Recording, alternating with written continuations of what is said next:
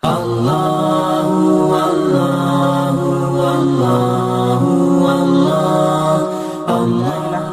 ونستعينه ونستغفره ونؤمن به ونتوكل عليه ونعوذ بالله من شرور أنفسنا ومن سيئات أعمالنا من يهده الله فلا مضل له ومن يضلل فلا هادي له وأنا أشهد أن لا إله إلا الله وأشهد أن محمدا عبده ورسوله أما بعد فإن خير الحديث كتاب الله وإن خير الهدي هدي محمد صلى الله عليه وسلم وشر الأمور محدثاتها وكل محدثة بدعة وكل بدعة ضلالة وكل ضلالة في النار. أعوذ بالله من الشيطان الرجيم. بسم الله الرحمن الرحيم. يا أيها الناس اتقوا ربكم الذي خلقكم من نفس واحدة وخلق منها زوجها وبث منهما رجالا كثيرا ونساء واتقوا الله الذي تساءلون به والأرحام إن الله كان عليكم رقيبا. يا أيها الذين آمنوا اتقوا الله حق تقاته ولا تموتن إلا وأنتم مسلمون. يا أيها الذين آمنوا اتقوا الله وقولوا قولا سديدا يصلح لكم أعمالكم ويغفر لكم ذنوبكم ومن يطع الله ورسوله فقد فاز فوزا عظيما. وقال قل أعوذ برب الناس ملك الناس إله الناس من شر الوسواس الخناس الذي يوسوس في صدور الناس من الجنة والناس. رب اشرح لي صدري ويسر لي أمري واحلل عقدة من لساني يفقهوا قولي رب زدنی علما رب زدنی علما. محترم حاضرین جمعہ، دینی ملی بھائیوں، عزیز بچوں، ماں اور بہنوں، تمام قسم کی تعریف اور توصیف، کبریائی، بڑائی، بزرگی اور عظمت، حمد و ثنا، تحمید، تحلیل، تکبیر اللہ رب العالمین کے لیے لائق اور زیبا ہے، اور ہم تمام بندوں پر واجب ہے جس نے اس دنیا فانی کے اندر ہمیں پیدا کیا، ہماری ضروریات کی چیزیں مہیا فرمائیں، ہم راہ راست سے بھٹک نہ جائیں، اس لیے انبیاء کرام کا سلسلہ نازل کیا اور کتابوں کا سلسلہ نازل کیا، اور ہمارے ازلی دشمن شیاطین سے نپٹنے کے لیے بہت سارے طریقے اور راستے بتلائے. بعد درود و سلام نازل ہوں انبیاء کرام کے سلسلے، بالخصوص نبی آخر الزمان محمد بن عبداللہ خاتم النبیین سید المرسلین صلی اللہ علیہ وسلم پر. پروردگار ہمیں قیامت کے دن آپ کے جھنڈے کے نیچے جمع فرمائے اور ہمیں آپ صلی اللہ علیہ وسلم کی شفاعت نصیب فرمائے، آمین. حضرات، میں نے خطبہ مسنونہ کے بعد قرآن کریم کی سب سے آخری صورت آپ کے سامنے پڑھی ہے، اور آج کے خطبہ جمعہ میں اسی صورت کے تعلق سے کچھ باتیں رکھنے کی کوشش کروں گا، بلکہ اس صورت میں بتائی گئے ایک خاص نقطے کی طرف کچھ باتیں رکھنے کی کوشش کروں گا. انشاءاللہ یہ باتیں تفصیل طلب آپ کے سامنے رکھی جائیں گی. پہلے کچھ تمہیدی باتیں میں ذکر کروں گا. اللہ رب العالمین نے اس صورت میں بہت ساری باتوں کی طرف اشارہ کیا ہے. قل اعوذ برب الناس ملک الناس الہ الناس من شر الوسواس الخناس. لوگوں کے رب سے، مالک سے اللہ رب العالمین کی پناہ میں آتا ہوں. من شر الوسواس الخناس، برے خناس لوگوں کے وسوسے سے جو دلوں میں وسوسہ ڈالتے ہیں. من الجنۃ والناس، اور وہ انسانوں میں سے، جنوں میں سے بھی ہیں اور انسانوں میں سے بھی ہیں. یعنی انسان کے ذہن و دماغ کو غلط راستے تک پہنچانے، اس میں وسوسہ ڈالنے اور اسے تباہی اور بربادی کے دہانے تک پہنچانے کے لیے جو چیزیں ضروری ہوتی ہیں، ان میں سے دو طرح کے وسوسے ہوتے ہیں. ایک وسوسے شیاطین کی طرف سے ہوتے ہیں اور ایک وسوسے انسانوں کی طرف سے ہوتے ہیں.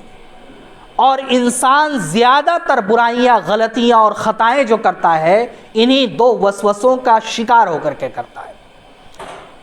اس سے پہلے ایک تمہیدی بات آپ سن لیجئے، اور ہم میں سے ہر آدمی جانتا ہے قرآن کی پہلی سورت جس نے پڑھی ہوگی سورہ بقرہ، اور صحیح طریقے سے اسے پڑھنے کی کوشش کی ہوگی، بالکل ابتدائی آیات میں ان تمام واقعات اور بات کا ذکر بہت تفصیل سے موجود ہے. تفصیل سے یہ ساری چیزیں موجود ہیں وہاں. میں اشارتاً کچھ تمہیدی باتیں رکھنا چاہتا ہوں تاکہ آگے کی باتیں جو آپ کے سامنے رکھنے کی کوشش کروں وہ سمجھنے میں آسانی ہو۔ اللہ رب العالمین نے پہلے جنوں کو بنایا، اس سے پہلے فرشتوں کا وجود موجود تھا۔ جن روئے زمین پر پھیلے ہوئے تھے، یہاں ان کی بادشاہتیں اور سلطنتیں تھیں، یہاں کا نظام ان کے ہاتھ میں تھا۔ اس کے بعد اللہ رب العالمین نے انسان کو بنانے کا ارادہ کیا۔ اس ارادے کی خبر فرشتوں کو دی۔ فرشتوں نے ایک سوال اٹھایا کہ اللہ رب العالمین تیری عبادت کے لیے ہم کافی ہیں، پروردگار تیری تحمید تحلیل تکبیر کے لیے ہم کافی ہیں، پروردگار تجھے راضی کرنے کے اعمال کرنے کے لیے ہم کافی ہیں، انسانوں کو پیدا کرنا، زمین پر بھیجنا، انہیں خلیفہ بنانا کیا ضروری ہے؟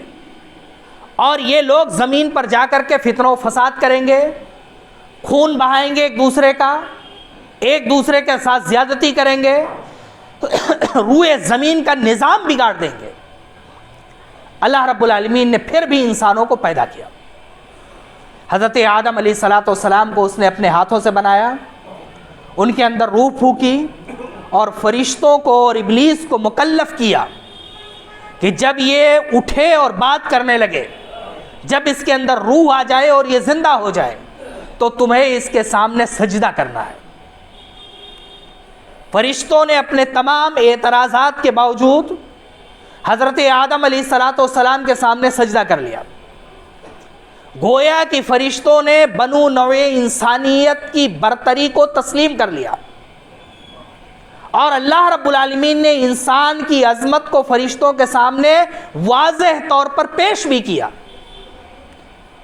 علم آدم الاسماء کلھا، اللہ رب العالمین نے تمام اسماء کا علم آدم علیہ السلام کو سونپا، یہی علم فرشتوں کے پاس پیش کیا، وہ لاچار ہو گئے اور بنو نوع انسان کی عظمت کو اللہ رب العالمین نے واضح کر دیا۔ ابلیس نے انکار کر دیا، اور ابلیس نے انکار کرنے کے بعد اللہ رب العالمین کے سامنے ایک بات رکھی، اور اس نے کہا کہ پروردگار تو نے مجھے آگ سے پیدا کیا ہے اور آدم کو مٹی سے پیدا کیا ہے، میں آگ ہو کر کے مٹی کے سامنے کیسے جھکوں؟ گویا کہ اس کی دلیل یہ تھی کہ آگ کا خاصہ اوپر اٹھنا ہے اور مٹی کا خاصہ نیچے دب جانا ہے۔ جو کمتر ہو، جو نیچے ہو، جو ذلیل ہو، اس کو ایک بلند چیز کیسے سجدہ کر سکتی ہے؟ اور یہیں سے ابلیس کے اللہ رب العالمین کے راستے میں رادے درگاہی کی ضرورت کا رادے درگاہ ہونے، اللہ رب العالمین کے دربار سے اسے بھگانے دربدر کرنے کی شروعات ہو گئی۔ گویا کہ اس نے اللہ رب العالمین کے احکام اور مرضی کے خلاف، اس کی رائے کے خلاف، اس کے حکم کے خلاف اپنی انا کو رکھا، اپنے ضمیر کو رکھا، اپنے خیالات کو رکھا، اپنے نفس کی برتری کو رکھا، اور اللہ رب العالمین کے احکام کو ٹھکرا دیا۔ اللہ رب العالمین کے سامنے دلائل رکھے، وہ احکم الحاکمین ہے، وہاں دلائل نہیں بلکہ اطاعت چلتی ہے۔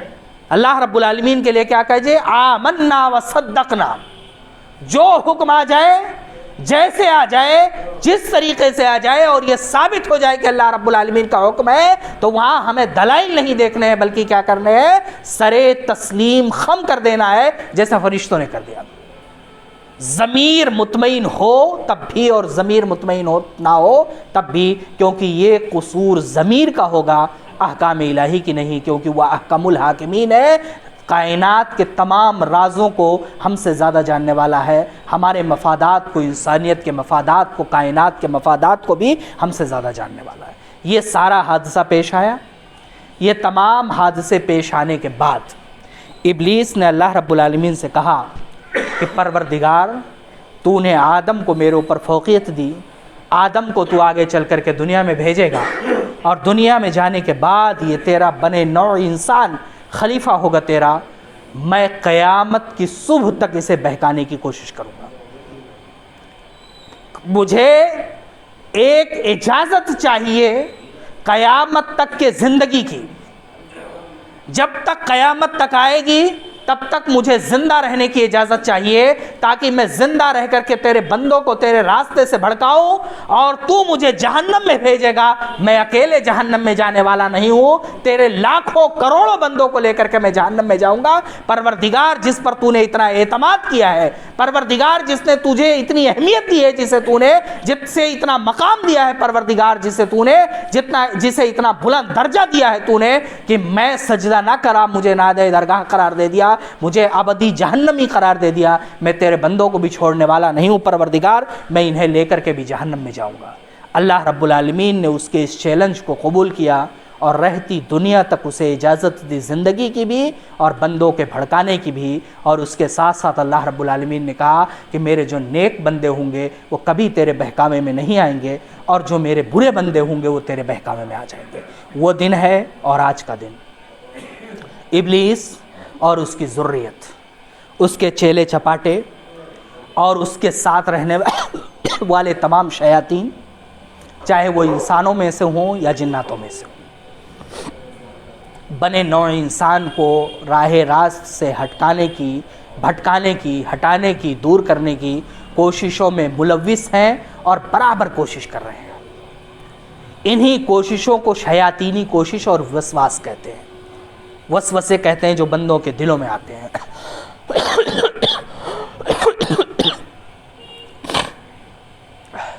ان کی کئی قسمیں ہو سکتی ہیں۔ یہ تمہید ہم نے اور آپ نے سمجھ لی کہ اللہ رب العالمین نے ابلیس کو ایک اجازت دی ہے، ایک اختیار دیا ہے اور ایک موقع دیا ہے۔ اس کے ہاتھ میں بہت سارے وہ اختیارات ہیں جو عام حالات میں کسی کے پاس نہیں ہیں۔ ان اختیارات کو استعمال کر کے وہ انسانوں کو بھڑکانے کی ہر ممکن کوشش کرتا ہے، اور انہی تمام اختیارات کو استعمال کر کے وہ انسانوں کے عقائد سے لے کر کے معاملات تک تباہی اور بربادی کا ذریعہ بنتا ہے۔ ابلیس کے بھڑکانے یا شیاطین کے بھڑکانے کی عقیدے کی ایک مثال حضرت عبداللہ بن عباس رضی اللہ تعالیٰ عنہ نے دی ہے، اور بہت صاف لفظوں میں انہوں نے بتایا۔ صحیح روایت ہے کہ حضرت نوح علیہ السلام کے زمانے سے پہلے تک تمام بنو نوع انسان توحید پر قائم تھے، ایک اللہ کی عبادت کرتے تھے، ایک اللہ کی عبادت میں اپنے تمام تر زمین کو جھکاتے تھے۔ شیاطین نے ایک لمبی محنت کی، مسلسل اور تسلسل کے ساتھ، ایک نسل گزری، 2 نسل گزرے، 3 نسل گزرے، اس کے بعد ان لوگوں کے پاس آیا، ان کے پرانے جو بزرگین تھے ان بزرگین کے عظمت کو ان کے دلوں میں بیٹھایا کہ یہ تمہارے بزرگ ہیں، یہ انتہائی عبادت کرتے تھے، یہ اللہ رب العالمین کے انتہائی محبوب تھے، اللہ رب العالمین کے پاس ان کا بڑا مقام اور درجہ تھا، لہٰذا تم لوگ ان کی مورتیاں بنا لو، مجسمے تراش لو، ان کی شبیہ بنا لو، تاکہ تمہیں اللہ رب العالمین یاد رہے، یہ یاد رہیں، اور اس کے ساتھ ساتھ یہ بھی یاد رہے کہ یہ بہت عبادت کرتے تھے، لہٰذا ہمیں بھی بہت عبادت کرنی چاہیے۔ ایک نسل گزری، دوسری نسل کے بعد اس نے پھر محنت کی، اور محنت کرنے کے بعد دوسری نسل کے ذہن میں یہ بات بیٹھانے کی کوشش کی کہ پرانی جو نسل گزر چکی ہے وہ تھوڑی ان کی تعظیم کرتے تھے، تھوڑی تعظیم سے ایک نسل اور گزری، اور انہی تمام مورتیوں اور بتوں کو اس نے خدا کا قریبی اور خدا کے یہاں پہنچے ہوئے سفارشی بنا کر کے پیش کر دیا، اور شرک کی ایک زبردست شروعات کر دی۔ یہ ابلیس کے محنتوں کا نتیجہ ہے۔ آپ دیکھیے اور غور کیجئے کہ کم سے کم 3 سے 4 نسل اس نے عقیدے کو برباد کرنے کے لیے، عقیدے کو گمراہ کرنے کے لیے، عقیدے کو تباہی اور بربادی کی طرف لے جانے کے لیے اس نے 3 سے 4 نسلیں محنت کی۔ اور آپ جانتے ہیں 3 سے 4 نسلیں کتنی ہوتی ہیں؟ حضرت نوح علیہ السلام نے کی عمر ہی 1000 سے زائد تھی، گویا کہ ایک نسل 1000 سال سے زائد زندہ رہتی تھی۔ 1000 سال سے زائد زندہ رہنے والی 3-4 نسلوں پر اس نے مسلسل محنت کی، مسلسل کوشش کی، اور اس مسلسل محنت اور کوشش کے نتیجے میں انہیں عقیدہ توحید سے بھڑکا کر کے کنارے کر دیا۔ ایک بھڑکانا اس کا یہ ہے، اور عقیدے توحید پر ہی سب سے پہلا حملہ شیاطین کا ہوتا ہے. اور یہ صرف بتوں کی عبادت کی طرف لے جانا نہیں ہے.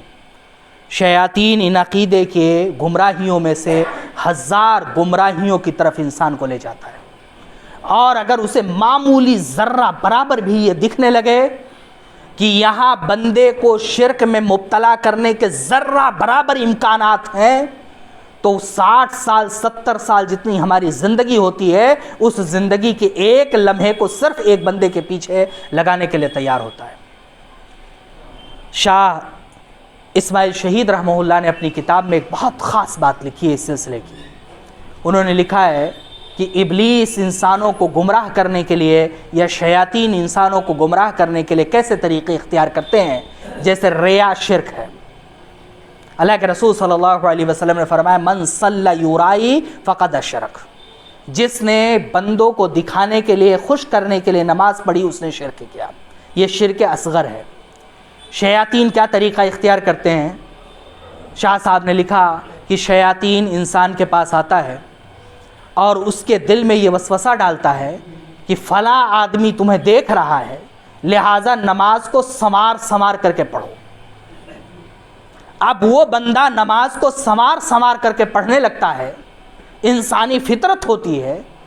طالب علم ہے، اس کا استاذ دیکھ رہا ہے، ملازم ہے، اس کا مالک دیکھ رہا ہے، کام کرنے والا ہے، اس کو سلطان دیکھ رہا ہے، اس کا پڑوسی دیکھ رہا ہے، اس کا دوست دیکھ رہا ہے. جس سے اسے فائدہ ہے یا نہیں بھی فائدہ ہے، دکھانا مقصد ہے، اس کے دل میں یہ وسوسہ ڈالتا ہے کہ فلاں آدمی تمہاری نماز کو غور سے دیکھ رہا ہے، تو ایسی صورت میں تم نماز کو سنوار کر کے پڑھو. وہ نماز کو سنوار کر کے پڑھنا شروع کرتا ہے، شیطان کا کام ہو جاتا ہے اور وہ وہاں سے نکل جاتا ہے. کیونکہ نمازیں کس لیے پڑھی جاتی ہیں؟ رضائے الہی کے لیے. قل ان صلاتی و نسکی و محیایا و مماتی للہ رب العالمین. اے ابراہیم کہہ دیجئے کہ میری نماز، میرا حج، میری زندگی اور میرا مرنا یہ صرف اللہ رب العالمین کے لیے ہے. ذرہ برابر غیر اللہ کی شرکت اس میں نہیں چاہیے. اور یہاں ذرہ برابر بھی شرکت غیر اللہ کی ہوئی. نبی کریم صلی اللہ علیہ وسلم کی وہ مشہور ترین روایت کہ اللہ رب العالمین نے فرمایا کہ انا اغنا عن الشرک والشرکاء، میں شرک اور شرکا دونوں سے بے نیاز ہوں. اگر کوئی آدمی میری عبادت کرتا ہے اور ذرہ برابر اس میں کسی اور کی عبادت ملا دیتا ہے تو میں عام ساجھیداروں کے خلاف ہوں. جیسے عام ساجھیدار شراکت میں اپنا حصہ لے لیتے ہیں، دوسرے کا حصہ چھوڑ دیتے ہیں، میں کیا کرتا ہوں؟ میں شرکت بالکل پسند نہیں کرتا ہوں. میں اپنا حصہ بھی چھوڑ دیتا ہوں اور اس کا بھی حصہ چھوڑ دیتا ہوں. اگر کسی نے پوری زندگی میری عبادت کی اور ذرہ برابر بھی اس میں کسی دوسرے کو شریک کر دیا تو میں اس حصے کو بھی چھوڑ دیتا ہوں اور پوری زندگی میرے لیے جو اس نے عبادت کی ہے میں اس عبادت کو بھی چھوڑ کر کے درکنار کر دیتا ہوں. اگر ایک بار وہ کامیاب ہو گیا آپ کے دل میں یہ وسوسہ ڈال کر کے کہ فلاں دیکھ رہا ہے، نماز کو سنوار لیجئے، تو پھر آپ یہ سمجھیے کہ زندگی بھر کی جتنی آپ کی عبادتیں تھیں اگر توبہ کیے بغیر مر گئے، یہ شرک اکبر نہیں ہے، شرک اصغر ہے. اگر توبہ کیے مر گئے تو اللہ رب العالمین کے ہاں اس کی پکڑ ہوگی، آپ کو اس کا جواب دینا پڑے گا. لیکن کبھی کبھی شاہ صاحب کہتے ہیں کہ شیطان اس کے الٹا بھی جال پھینکتا ہے. آدمی اس معاملے میں ہوشیار ہو جاتا ہے اگر اس کے پاس شیطان آتا ہے اور وہ کہتا ہے کہ فلاں صاحب دیکھ رہے ہیں، نماز کو سنوار کر کے پڑھیے. وہ آدمی ہوشیار ہو جاتا ہے، وہ جان جاتا ہے ایسا عمل نہیں کرتا ہے، تو وہ اس کے الٹا جال پھینکتا ہے. اس کے دل میں یہ خیالات ڈالتا ہے کہ فلاں آدمی تمہیں دیکھ رہا ہے، کہیں ایسا نہ ہو تمہاری نماز جو ہے ریا اور نمود ہو جائے، لہٰذا جلدی پڑھ لو.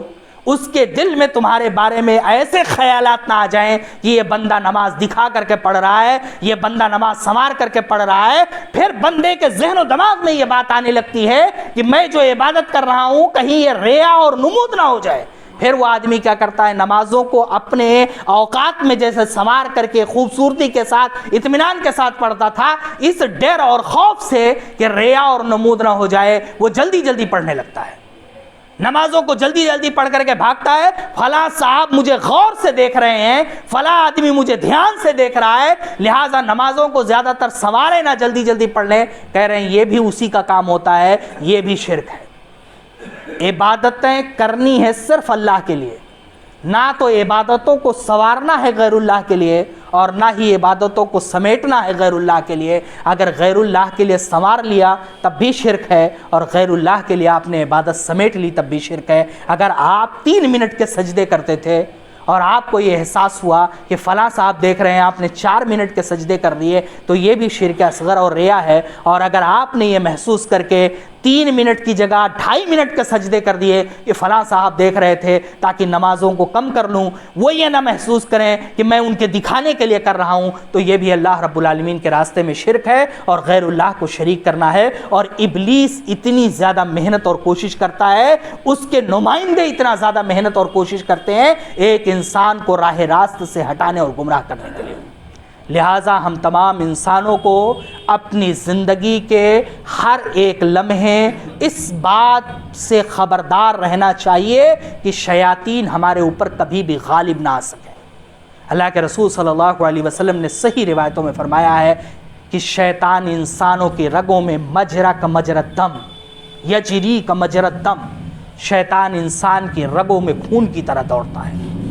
شیاطین کو اللہ رب العالمین نے یہ اختیار دیا ہے کہ وہ انسان کے جسموں میں داخل ہو جاتے ہیں، اور جسموں میں داخل ہونے کے بعد ان کے ذہن و دماغ پر قبضہ کرتے ہیں، اور ان کے ذہن و دماغ پر قبضہ کرنے کے بعد انہیں 1000 طرح کے وسوسے، 1000 طرح کے مسائل، 1000 طرح کے مشکلات میں شمار کر دیتے ہیں، پھنسا دیتے ہیں، اور اتنی محنت، اتنی کوشش کرتے ہیں ایک ایک آدمی کے پیچھے، ایک ایک آدمی کے لیے، کہ آدمی تصور تک نہیں کر سکتا ہے کہ اس کے لیے اتنی محنت اور اتنی کوشش کرے گا۔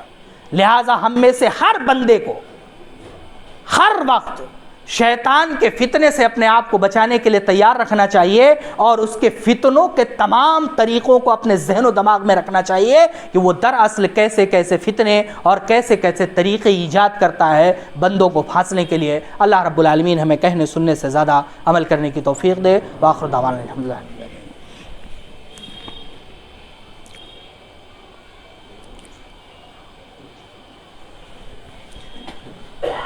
الحمدللہ۔ الحمدللہ نحمدہ ونستعینہ ونستغفرہ ونؤمن بہ ونتوکل علیہ ونعوذ باللہ من شرور انفسنا ومن سیئات اعمالنا من یہدہ اللہ فلا مضل لہ ومن یضللہ فلا ہادی لہ ونشہد ان لا الہ الا اللہ واشہد ان محمدا عبدہ ورسولہ اما بعد فإن خیر الحدیث کتاب اللہ وإن خیر الہدی ہدی محمد صلی اللہ علیہ وسلم وشر الامور محدثاتها وکل محدثۃ بدعہ وکل بدعۃ ضلالہ وکل ضلالۃ فی النار۔ حضرات، شیاطین انسانوں کو راہ راست سے گمراہ کرنے کے لیے انتہائی محنت اور کوشش کرتے ہیں، اور سالہ سال تک کرتے ہیں، اس میں کوئی شک نہیں ہے۔ قرآن کریم میں ایسی درجنوں آیتیں ہیں جو یہ بتاتی ہیں کہ انسان کو گمراہی کے راستے پر لے جانے کے لیے شیاطین کتنی محنت اور کوشش کرتے ہیں۔ نبی کریم صلی اللہ علیہ وسلم کی بے شمار روایتیں موجود ہیں۔ امت کا، علماء سلف کا اس پر اجماع بھی ہے کہ شیاطین انسان کو گمراہ کرنے کے لیے ہر طرح کے حربے اور طریقے اختیار کرتے ہیں۔ وہ تمام حربے اور طریقے جو وہ اختیار کرتے ہیں انشاءاللہ میں ایک ایک کر کے آپ کے سامنے پیش کروں گا، اور ان سے توڑ کی کیا کیا صورتیں ہو سکتی ہیں وہ بھی انشاءاللہ میں رکھنے کی اگلے جمعوں میں خود کوشش کروں گا۔ یہاں ایک بات، 2 باتیں میں ذکر کرنا چاہتا ہوں کہ دراصل شیاطین کتنی حد تک جا کر کے ایک انسان کے لیے خطرناک بن سکتے ہیں اور کتنی محنتیں کر سکتے ہیں۔ اور دوسری ایک مثال کہ جب آپ اللہ رب العالمین سے جڑ جائیں اور پروردگار کے مضبوط ترین بندے بن جائیں تو شیاطین کی پوری ٹولی مل کر کے بھی آپ کا کچھ نہیں بگاڑ سکتی ہے۔ شیاطین کے اختیارات کا میں نے ذکر کیا، بقیہ باتیں رکھنے سے پہلے میں ایک واقعے کی طرف اشارہ کر کے آپ کو یہ بتلا دینا چاہتا ہوں، پھر بقیہ باتیں آپ کے سامنے رکھوں گا کہ یہ خوف اور ڈر نہ پیدا ہو کہ ہم بنو نوع انسان اتنی طاقت نہیں رکھتے ہیں، پھر ان کے فتنوں سے کیسے بچیں گے۔ صرف ایک چیز ہے جو مضبوطی کے ساتھ پکڑ لیجئے، اللہ رب العالمین کی معیت، ایک چیز ہے، اللہ رب العالمین پر اعتماد مضبوط کر لیجئے اور کتاب و سنت سے مضبوطی کے ساتھ جڑ جائیے، شیاطین کی پوری طاقت مل کر کے بھی ہمارا اور آپ کا کچھ نہیں بگاڑ سکتی۔ اور اگر اللہ رب العالمین کا معیت مضبوط نہیں ہے، کتاب و سنت سے ہمارا تعلق مضبوط نہیں ہے، اللہ رب العالمین سے رابطہ مضبوط نہیں ہے، تو جتنی محنتیں اور کوششیں کر لیجئے ان کے جال سے نکلنا بہت مشکل ہے۔ ہجرت کا واقعہ یاد ہے، نبی کریم صلی اللہ علیہ وسلم گھر سے نکلے، غار میں جا کر کے چھپ گئے۔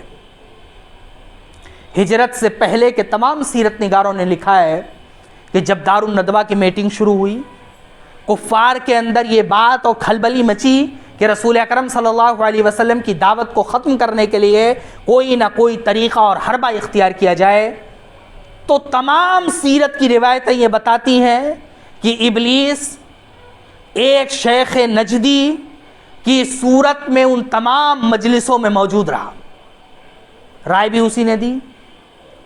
نبی کریم صلی اللہ علیہ وسلم گھر سے نکلے، 1000 ننگی تلواریں جو ابلیس کے وسوسے سے بہکائے ہوئے لوگ تھے، شیطان کے گمراہ کیے ہوئے افراد تھے۔ اور یہ بات میں اس لیے کہہ رہا ہوں کہ نبی کریم صلی اللہ علیہ وسلم کو انہوں نے بچپن سے دیکھا تھا، رسول اکرم صلی اللہ علیہ وسلم کے سیرت و کردار کے وہ بچپن سے گواہی دیتے تھے۔ ان میں سے کسی شخص کو یہ ہمت اور جرات نہیں تھی کہ کسی غیر کے سامنے کھڑے ہو کر کے کہہ دے کہ محمد کبھی جھوٹ بولتے ہیں۔ پھر بھی وہ رسول اکرم صلی اللہ علیہ وسلم کی دعوت کو قبول نہیں کر رہے تھے، گویا کہ شیطان کے بہکاوے کا شکار تھے۔ 1000 ننگی تلواریں لے کر کے کھڑے ہیں، ظاہر سی بات ہے ابلیس بھی انہی میں سے ایک فرد ہوگا جو ان کے ساتھ کھڑا ہے۔ رسول اکرم صلی اللہ علیہ وسلم گھر سے نکلتے ہیں، ایک مٹھی مٹی لیتے ہیں، سورہ یاسین پڑھتے ہیں اور چھپ کر کے نہیں جاتے ہیں، ہر ایک کے سر پر تھوڑا تھوڑا جھالٹے جاتے ہیں اور نکل جاتے ہیں۔ یہ ہے ابلیس کی طاقت، لیکن یہ طاقت اس وقت ناکام ہوگی اور ہم مضبوط ہوں گے جب تعلق مع اللہ ہوگا، جب اللہ رب العالمین کے احکام پر مضبوطی سے جم جائیں گے۔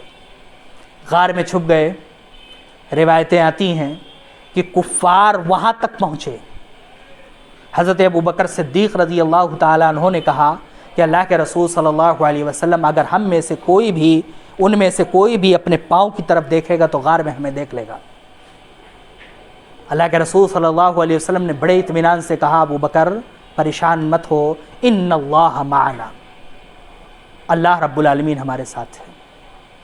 ظاہر سی بات ہے کوشش کرنے والا وہ ابلیس اور اس کے تمام ہواری اور مواری اور وسوسہ ڈالنے والی طاقتیں ان تمام لوگوں کے ساتھ مل کر کے رسول اکرم صلی اللہ علیہ وسلم کو تلاش کر رہی ہوں گی، لیکن پروردگار کی معیت اور طاقت اور اس کی توحید اور اس کی ذات پر اعتماد اور اس سے تعلق اتنا مضبوط ہے کہ کسی کو اتنی توفیق نہیں ہوئی کہ وہ اپنے پاؤں کی طرف نظر اٹھا کر کے دیکھ لے اور رسول اکرم صلی اللہ علیہ وسلم سے باخبر ہو جائے۔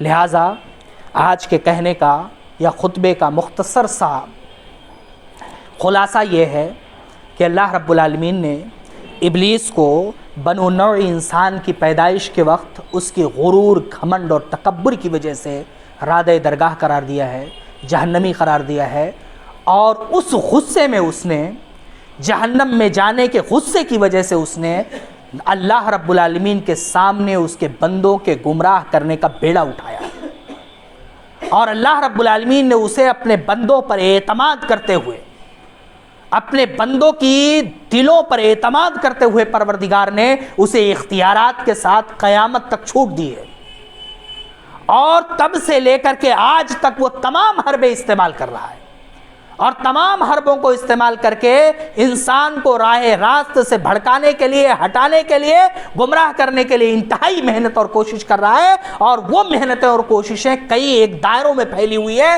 جس پر انشاءاللہ ہم کبھی پھر سنیں گے، اور ان تمام دائروں سے نپٹنے کے لیے شریعت اسلامیہ میں راستے بتائے ہیں۔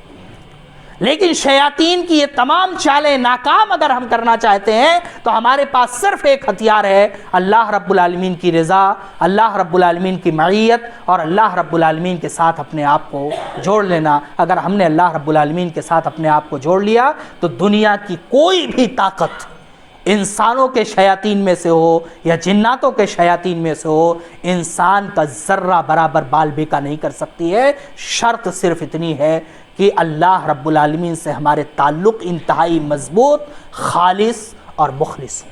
اور اگر اللہ رب العالمین سے طاقت مخلص اور مضبوط نہیں ہے تو تمام شیاطین انسانوں میں سے ہوں یا جناتوں میں سے ہوں، ہمیں 2 منٹ 1 سیکنڈ میں بھی راہ راست سے گمراہ کر دیں گے، اور پھر گمراہی ہی ہمارا مقدر ہوگی۔ اللہ رب العالمین ہمیں کہنے سننے سے زیادہ عمل کرنے کی توفیق دے۔ پروردگار جب تک ہمیں اس دنیا میں زندہ رکھے، ایمان، اسلام اور دین پر زندہ رکھ۔ پروردگار جب ہمارا خاتمہ ہو تو دین پر، اسلام پر ہو۔ اللہ رب العالمین ہمیں شیطان کے تمام حربوں سے بچا۔ اللہ رب العالمین ہمیں اپنا تعلق مضبوط کرنے کی توفیق دے۔ اللہ رب العالمین ہمیں توحید میں مخلص بنا۔